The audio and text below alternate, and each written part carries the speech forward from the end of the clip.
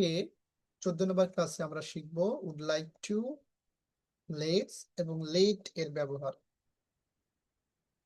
তো আমরা অনেক সময় বলি আমি যেতে চাই, সে নাচতে চাই, আমরা ফুটবল খেলতে চাই, এই ধরনের বাক্য কিন্তু আমরা অনেক সময় বলে থাকি, তাই না? এই ধরনের বাক্য আমরা কিভাবে বলতে পারি? তো এটার জন্য একটি স্ট্রাকচার রয়েছে, দেখুন। Subject plus would like to এবং তারপরে ভার্বের প্রেজেন্ট ফর্ম V1। একটা জিনিস সবসময় মনে রাখবেন যে এই টুর পরে সবসময় ভার্বের বেস ফর্মটাই বসে, এটা মনে রাখবেন। তো এক্সাম্পল দেখুন যে আমি খেলতে চাই, I would like to play. সে নাচতে চায়, he would like to dance. তারা ফুটবল খেলতে চায়, they would like to play football. তো এখানে একটু খেয়াল করবেন যে সাবজেক্ট, এই যে সাবজেক্ট, তারপরে উড লাইক টু তারপরে V1, এই যে প্লে। ঠিক আছে? তো এই যে আরো দেখুন যে আমি ইংরেজি শিখতে চাই, সাবজেক্ট উড লাইক টু, বলতে চাই মানে বলতে, স্পিক, কি বলতে চাই? ইংরেজি।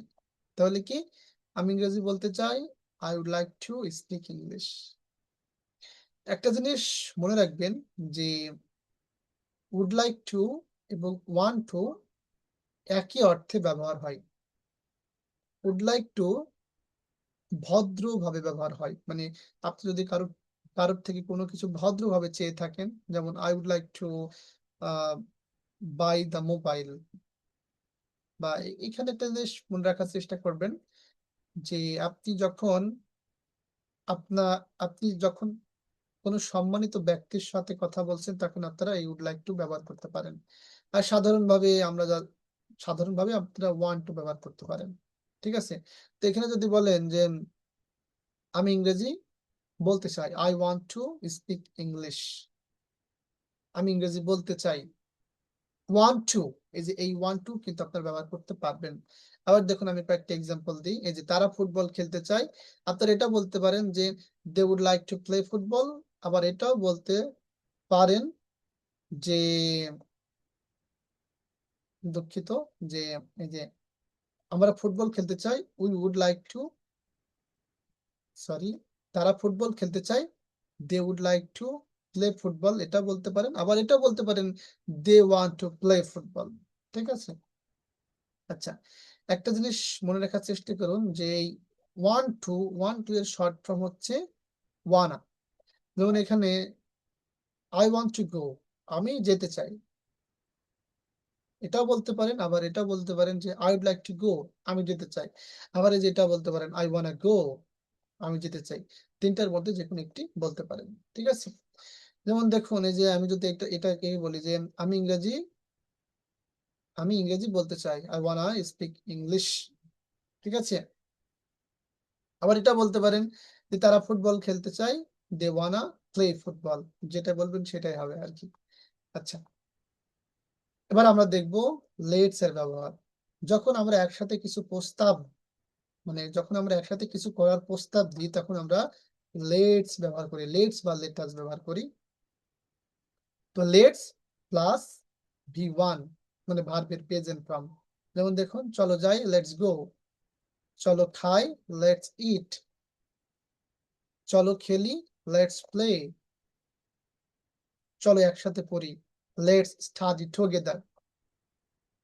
চলো ইংরেজিতে কথা বলি, লেটস স্পিক ইন ইংলিশ। চলো এখন শুরু করি, লেটস স্টার্ট নাও। ঠিক আছে? আশা করি এই যে লেটস এর ব্যাপারটা বুঝতে পেরেছেন। এবং আমরা শিখবো এবার 3 নম্বরে যেটা আছে সেটা হচ্ছে লেট এর ব্যবহার। ঠিক আছে? যখন কাউকে কিছু করার অনুমতি দেওয়া হয় তখন আমরা লেট ব্যবহার করি। কেমন? আমরা একটু স্ট্রাকচারটা দেখি বা উদাহরণ দেখি, তাহলে আরো ক্লিয়ার হয়ে যাব।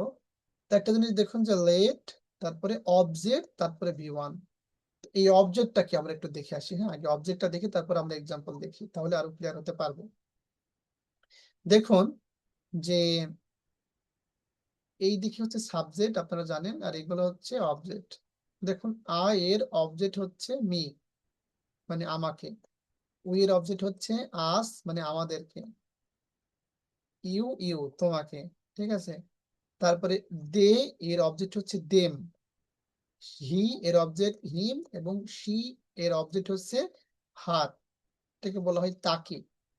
হিম মানেও তাকে, হার মানেও তাকে, যাই হোক। তো এবার আমরা এক্সাম্পল গুলো দেখি, তাহলে আরো বিস্তারিত বুঝতে পারবো। যেমন দেখুন, এই যে লেট, তারপর অবজেক্ট, তারপর বেস ফ্রম। আমাকে যেতে দাও, লেট মি গো। আমাকে যেতে দাও, আমাকে যেতে দাও।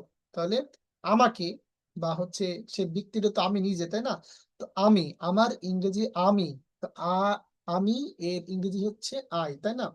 তো আই এর অবজেক্ট কি? আই এর অবজেক্ট হচ্ছে মি, আই এর অবজেক্ট হচ্ছে মি। তাহলে কি আমাকে যেতে দাও। এখানে দেখুন, আমাকে সাহায্য করতে দাও বা আমাকে তোমাকে সাহায্য করতে দাও, লেট মি হেল্প ইউ। তাকে খেতে দাও, যেহেতু তাকে, একটা জিনিস মনে রাখবেন যে তাকে হয়তো বা কোনো একটা মানুষকে বোঝাচ্ছে, তো সেই মানুষটা ছেলে না মেয়ে। যদি ছেলে হয় তাহলে হি, মেয়ে হলে সি। তো এখানে যেটা দেওয়া আছে হিম, তো ছেলেটিকে মানে এখানে বোঝাচ্ছে কোন একটা ছেলের কথা বোঝানো হচ্ছে। তো তাহলে হি, হি এর অবজেক্ট কি? হি এর অবজেক্ট হচ্ছে হিম, আমরা যেটা দেখলাম আর কি। তাহলে তাকে খেতে দাও, লে হিম ইট। ঠিক আছে। তাকে কথা বলতে দাও, লে হার স্পিক। এই যে এখানে তাকে, তাকে এটা সে মেয়েও হতে পারে, ছেলেও হতে পারে।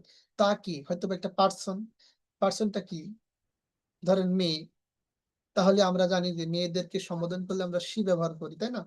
তো শি এর অবজেক্ট হচ্ছে হার। তাহলে তাকে কথা বলতে দাও, লেহার স্পিক, লেহার স্পিক। যে তাদের বা তাদের, তো তারা, তারা এর ইংরেজি কি? দে, তাই না? তারা ইংরেজি হচ্ছে দে, এবং এই দের অবজেক্ট হচ্ছে দেম। তাদের নাচতে দাও, লে দেম ড্যান্স। আমাদের চেষ্টা করতে দাও, লেট আস ট্রাই।